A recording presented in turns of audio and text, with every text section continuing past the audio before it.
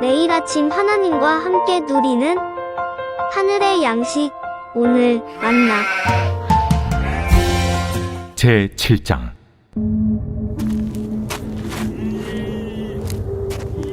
주 여호와께서 내게 보이신 것이 이러하니라.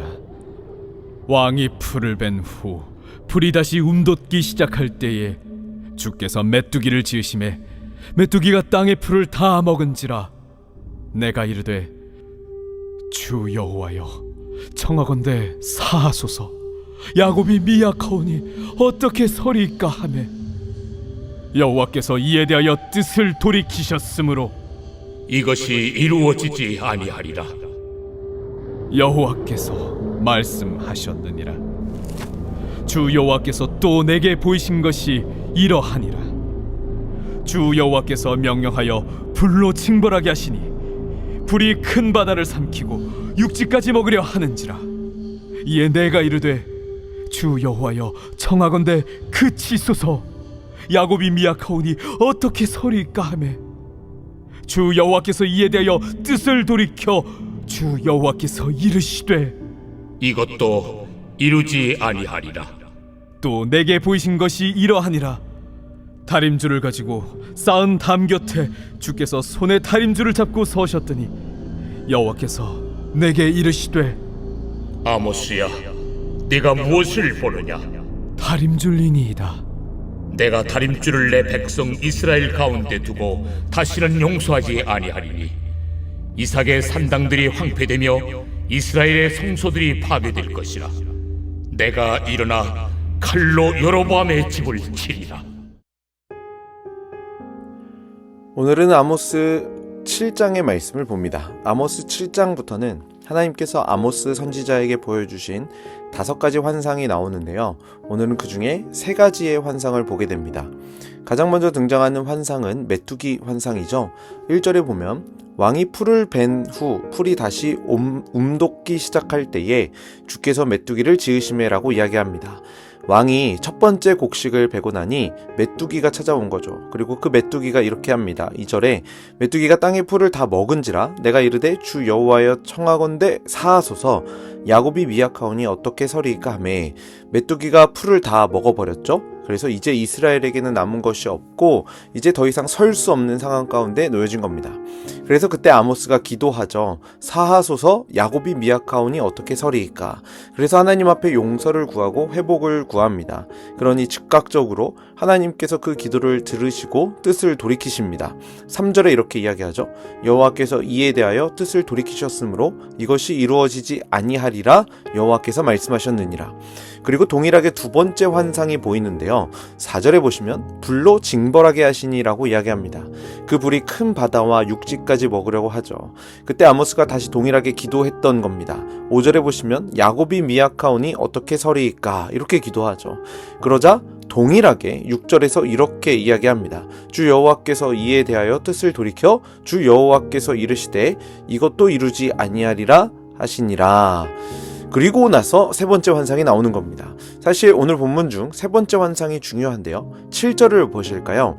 또 내게 보이신 것이 이러하니라. 다림줄을 가지고 쌓은 담 곁에 주께서 손에 다림줄을 잡고 서셨더니 하나님께서 다림줄을 잡고 계시죠. 그리고 이번에는 그 다림줄의 의미가 무엇인지 하나님께서 직접 말씀해 주십니다. 8절입니다. 여호와께서 내게 이르시되 아모스야, 내가 무엇을 보느냐? 내가 대답하되 다림줄이니이다. 주께서 이르시되 내가 다림줄을 내 백성 이스라엘 가운데 두고 다시는 용서하지 아니하리니. 그러니까 다림줄은 벽이 반듯한지 측정하는 도구이죠. 다림줄의 의미는 이스라엘 백성들의 죄악을 판단하기 위한 도구였던 겁니다. 이스라엘이 하나님의 기준에 비추어 보았을 때 얼마나 어긋나 있는지를 다림줄로 측량하듯이 측정해 보겠다라는 겁니다. 그런데 재밌는 것은 이 세 번째 환상 이후에 아모스가 더 이상 하나님 앞에 기도하지 못했다라는 것입니다. 같은 환상인데, 그리고 첫 번째 환상과 두 번째 환상에서 동일하게 기도했었던 아모스였는데 이스라엘 백성들의 죄를 재는 다림줄 환상 이후로는 더 이상 기도하지 못했다라는 이것이 우리에게 던져주는 의미가 큽니다. 이스라엘 백성들이 타락해서 더 이상 긍휼을 입을 수 없을 만큼 오염되었음이 드러났기 때문이죠.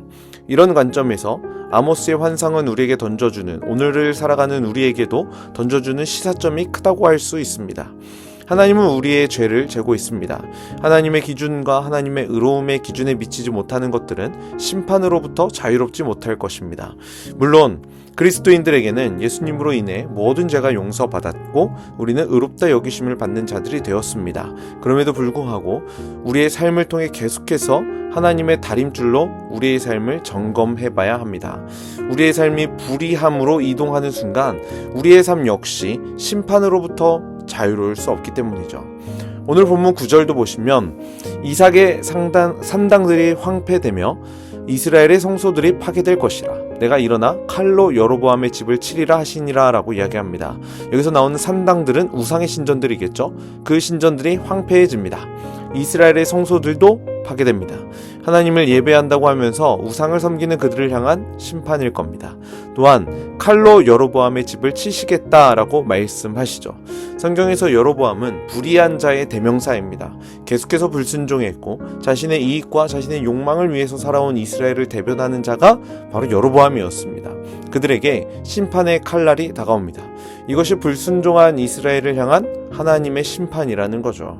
그리고 내일 살펴볼 말씀이겠지만 세 번째 환상인 다림줄 환상 이후에는 아모스의 기도도 없을 뿐만 아니라 또한 이 아모스 선지자를 향한 이스라엘의 반역이 일어나는 것을 보게 됩니다. 그만큼 하나님의 말씀에 무지한 자들의 모습이 나오게 되는 거죠. 그리고 그것이 굉장히 심각한 문제였고 이것이 문제가 되었기 때문에 아모스 선지자는 이 사건을 자세히 기록하고 있는 것입니다. 그렇기 때문에 오늘 이 말씀을 묵상하는 우리는 다시금 우리의 삶을 하나님의 다림줄에 맞춰볼 필요가 있습니다. 분명 우리는 그 다림줄로부터 어긋난 삶을 살고 있을 것입니다. 그런데 감사한 건 예수 그리스도 안에 있는 그리스도인들을 향해서는 우리의 어긋난 삶을 보지 않으시고 예수님의 완벽한 삶을 통해서 우리를 보신다는 사실입니다. 그래서 오늘 우리는 그 예수 그리스도로 인해서 기도할 수 있고 하나님 앞에 나아갈 수 있는 것이죠. 아모스 선지자는 회개하지 않는 이스라엘을 위해서 기도하지 못했지만 예수 그리스도 안에서 삶을 돌이킨 우리들은 하나님 앞에 기도하며 나아갈 수 있는 겁니다. 오늘 우리에게 주어진 이 하루를 계속해서 다림줄에 비춰보시길 축복합니다. 그래서 우리의 의로움이 아니라 예수님의 의로움을 통해서 오늘도 하나님께로 더 가까이 나아가 절망이 아니라 이제는 소망 안에서 살아가시는 성남제일교회 모든 성도님들 되시길 주님의 이름으로 간절히 축복합니다.